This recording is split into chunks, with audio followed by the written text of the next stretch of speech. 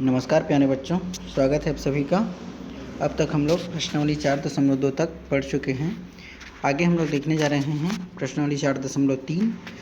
अभी आपने बीजी व्यंजकों को भाग देना सीखा और कितने पद वाला देखा आपने? एक पद वाला। ठीक है, जब हम किसी बीजी व्यंजक को एक पद वाले भाजक से भाग देते हैं तब उसका भाग हम लोग किस प्रकार करते हैं, अभी आप देखने जा रहे हैं प्रश्नावली 4.3। इसमें प्रश्न क्रमांक पहला जो है वो बहुत ही सरल है। इसमें देखिए क्या लिखा है, निम्नलिखित बहुपद को चर राशि के घातांक के घटते क्रम में लिखिए बोला है। देखिए जब भी ऐसा सवाल आएगा आप ध्यान से देखिए, इसमें क्या लिखा है कि चर राशि के, देखिए ये चर राशि लिखा है और चर राशि मैं आपको बताया हूँ ए से लेके जेड तक स्मॉल लेटर में हम इसे शो करते हैं। आपको जो एक्स या एम या वाई जो भी दिख रहा है ये क्या है? चर राशि। अब चर राशि के घातांक बोल रहा है। घातांक मतलब चर राशि में लगा हुआ घात का अंक, जैसे ए की घात 2 या एक्स की घात 2 या एक्स की घात 3, इस तरीके से। अब यहाँ पर जो घातांकों के घटते क्रम में कहा है, इसका मतलब यह है कि जैसे x की घात में 4 हो गया, x की घात में 3 हो गया, x की घात में 2 हो गया। अगर ऐसा कंडीशन बन रहा है तब हम लोग बोलेंगे कि अगर घटते क्रम में लिखना है तो x की घात 4 पहले आएगा, उसके बाद 3 आएगा, उसके बाद फिर 2 आएगा, क्योंकि घटते क्रम में सबसे बड़ा को पहले लिखा जाता है, उसके बाद क्रमशः उससे छोटे छोटे मानों को लिखा जाता है। तब आप यहाँ पर यदि देखेंगे प्रश्न क्रमांक पहला में 15x का वर्ग ऋण 3x, 8x की घात 4 और 4x की घात 3। आप यहाँ पर सबसे ज़्यादा कौन सा पद है या कौन सा संख्या है जिसमें x की घात सबसे ज़्यादा है? तो आप देख रहे हैं इसमें 8x की घात 4 है, इसी में सबसे ज़्यादा है। 4 के बाद 3 वाला है, 3 के बाद 2 वाला है, और 2 के बाद देखिए यहाँ पर जो 3 लिखा है ना, ये 3 में x की घात कुछ नहीं लिखा है, ये देखिए यहाँ पर। तो वहीं पर x की घात कुछ नहीं है, मतलब क्या है? 1 है। और यहाँ पर 15 में x की घात क्या आ जाएगा? 0 आ जाएगा। और मैं कल आपको बताया था जब भी x की घात में 0 या किसी के भी घात में 0 होगा तो उसका मान कितना हो जाएगा? 1। यहाँ पर x का मान 1 हो गया तो 15 एकम 15, इस तरीके से। तो यहाँ पर सबसे पहले क्या आ जाएगा बच्चों? 8x की घात 4, उसके पश्चात ऋण 4x की घात 3, फिर धन 15x की घात 2, ठीक है। उसके बाद ऋण 3x, यहाँ तक समझ में आया बच्चों? और ऋण 3x के बाद फिर आ जाएगा ऋण 15। ये है इसका आंसर। बिल्कुल ऐसे ही प्रश्न क्रमांक 2 पर यदि आप बात करोगे तो प्रश्न क्रमांक 2 में क्या होगा? सबसे ज़्यादा घात वाला 5 है, तो 5 के बाद यदि 4 है तब ठीक है, 4 नहीं है तो 3 में आ जाइए, 3 के बाद फिर 2 में, और 2 के बाद फिर 1 में। तो यहाँ पर 12m की घात 5, उसके पश्चात ऋण 9m की घात 3, फिर ऋण 6m की घात 2, उसके बाद प्लस 8m, उसके पश्चात प्लस 16, ठीक है। इसी तरीके से तीसरा और चौथा बनेगा। मैं आपको अगले प्रश्न को बताता हूँ ताकि आपको अच्छे से ये भी क्लियर हो जाए, ठीक है। जैसे देखिए प्रश्न क्रमांक 2 पर यदि हम लोग बात करें, ये समझ में आ गया ना, आप लोगों से बन जाएगा, ठीक है। आप बना के ज़रूर देखिए। प्रश्न क्रमांक 2 पर हम लोग देखिए प्रश्नावली 4.2 पर यदि हम बात करें तो उसमें हमने किसी भी बीजी व्यंजक को केवल एक पद वाले भाजक से भाग दिया था। यहाँ पर हम क्या करेंगे? 2 पद वाले भाजक से, जैसे यहाँ पर 1 से ऋण 5 है, 1 से धन 7 है, 1 से ऋण 6 है, 1 से ऋण 4 और a धन b। आप इन प्रश्नों को ध्यान से समझिएगा। मैं आपको इसका कॉन्सेप्ट समझा देता हूँ, बाकी आपको यदि समझ में आ जाएगा तो ये सवाल अच्छे से आप बना पाओगे। देखिए क्या लिखा है, भागफल ज्ञात कीजिए और बताइए क्या भाजक भाज्य का एक गुणनखंड है। देखिए कभी भी भाजक को यदि भाज्य का एक गुणनखंड पूछ रहा है, इसका मतलब क्या है, यदि भाज्य जो है भाजक जो है भाज्य का एक गुणनखंड है, तब वो भाजक भाज्य को पूरी तरीके से भाग देगा। अर्थात यदि मैं कहूँ, देखिए मैं आपको कहूँ कि यदि 6 का गुणनखंड 2 है, अर्थात भाज्य 6 है और भाजक यदि 2 है, और यदि 2 जो है वो इस 6 का एक गुणनखंड है, तब 6 को 2 पूरा पूरा भाग देगा। ये देखिए 2 तिया 6।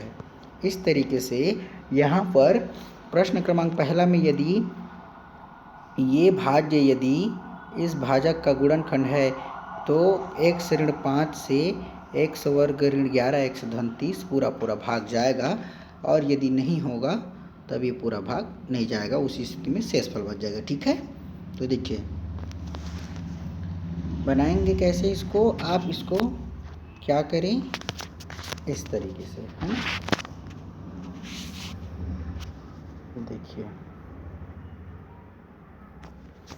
ये है प्रश्न, क्या लिखा है, x की घात 2, देखिए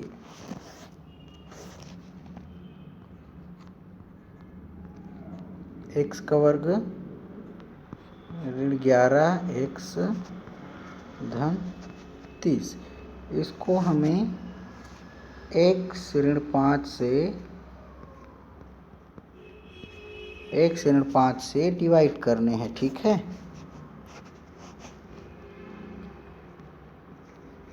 x ऋण 5 से जैसे डिवाइड करना है तो हमें लिखना कहाँ पर है,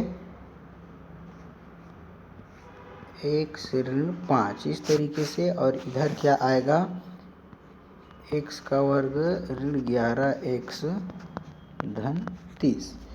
ये आपका है भाजक, ठीक है, और ये आपका है भाज्य। यहाँ तक समझ में आया बच्चों। और यहाँ पर हम लोग लिखने वाले हैं आपका भागफल को। ठीक है,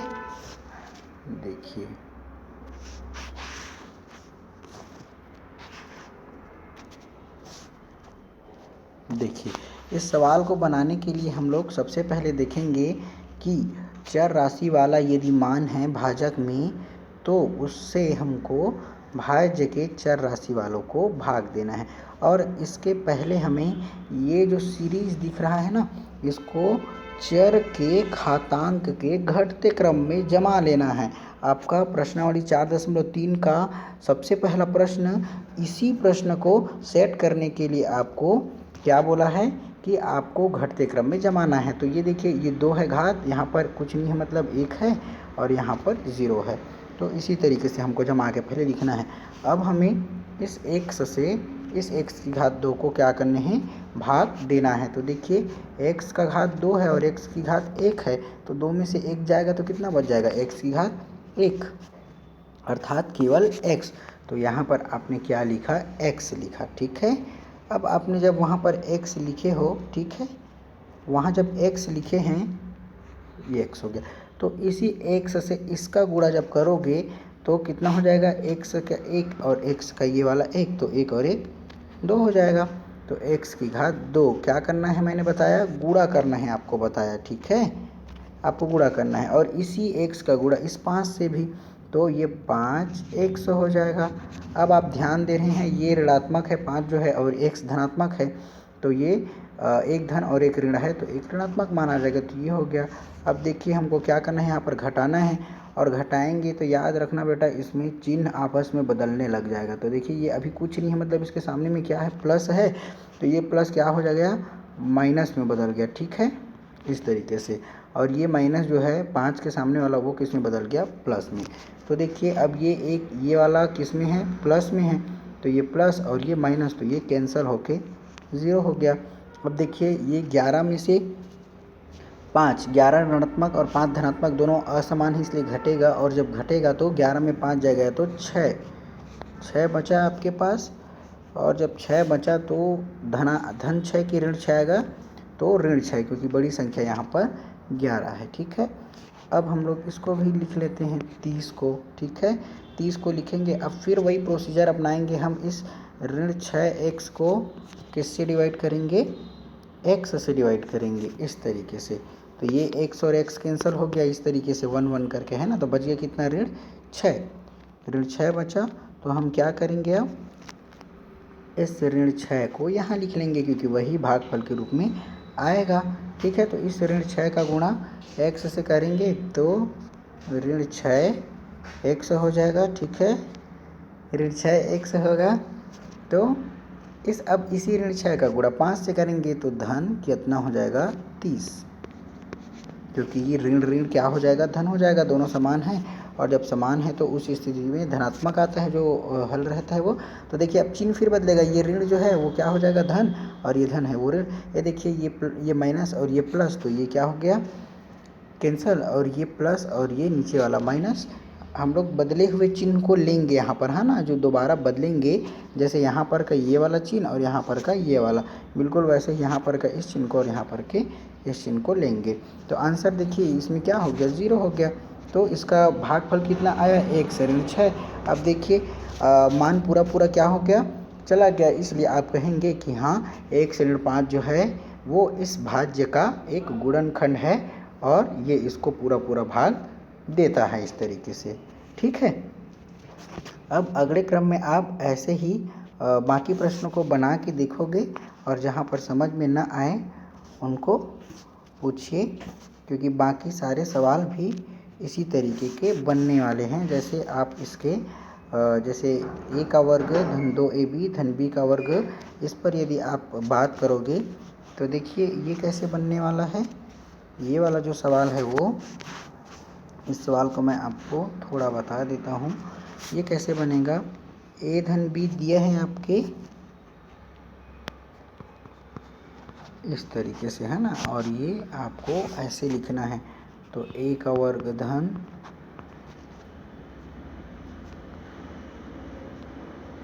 2ab धन b का वर्ग, ऐसे लिखा है। ठीक है, तो अब देखिए a की घात 2 को आप भाग दोगे तो कितना आएगा? a की घात 1, अर्थात a ही आएगा। तो हम क्या करेंगे? इस a को यहाँ लिख देते हैं। अब इसी का गुणा करेंगे तो a का वर्ग हो जाएगा, ये 1 और ये 1 जुड़ के। ठीक है, उसके पश्चात देखिए क्या हो जाएगा? a का b से गुणा करोगे तो a भी हो जाएगा। ये समझ में आया यहाँ तक?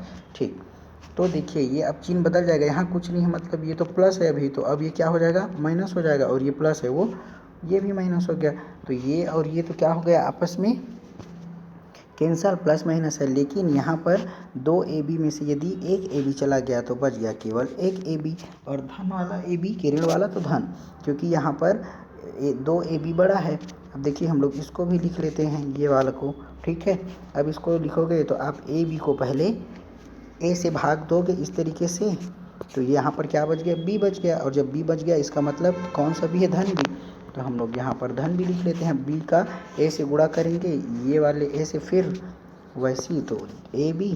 ठीक है, और b से भी गुणा करेंगे तो धन b का वर्ग। फिर चिन्ह बदल जाएगा, यहाँ पर भी कुछ नहीं, मतलब धन है तो धन का ऋण, ये वाला 0 हो गया और ये भी 0। अब आपके पास आया कितना आंसर? a धन b, यही आपका भागफल है। और आपका जो शेषफल 0 हो गया, इसका मतलब ये है कि जब 0 हो गया तब इसका जो आंसर क्या है, आप बोलोगे कि इस भाज्य का a धन b जो है वो एक गुणनखंड है, और इस तरीके से ये क्या हो जाता है? हल हो जाता है। आगे आप बाकी प्रश्नों पर हम चर्चा करेंगे, तब दूसरा, तीसरा और चौथा प्रश्न आप इनको बनाइए और बना के देखिए। अगर समझ में ना आए तो पूछिए। ठीक है, धन्यवाद।